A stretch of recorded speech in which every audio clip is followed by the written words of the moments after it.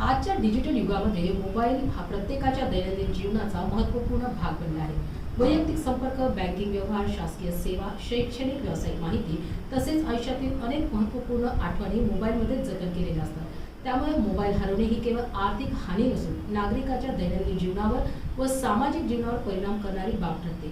ही बाब लक्षात घेऊन ग्रामीण पोलिसांनी IMEI tracking, central equipment identification प्रणाली, सायबर विश्लेषण तसेच विविध जिल्ह्यातील पोलीस यंत्रणा प्रभावी समन्वय साधत 13 जून 2026 ते 17 जुलै 2026 या कालावधीत सुमारे 22,73,972 किमतीचे एकूण 130 मोबाईल फोन हरवलेले व गहाळ झालेले शोधून काढले. या अनुषंगाने पालकमंत्री संजय शिरसाट यांच्या हस्ते कैलास शिल्प सभागृह येथे विश्वासाची परतफेड, हरवलेले मोबाईल हस्तांतरण या विशेष कार्यक्रमाचे आयोजन करण्यात येऊन नागरिकांना त्यांचे हरवलेले मोबाईल फोन परत करण्यात आले. या कार्यक्रमात जिल्हाधिकारी विनय गौडा तसेच ग्रामीण पोलीस अधीक्षक प्रकाश जाधव यांची प्रमुख उपस्थिती होती.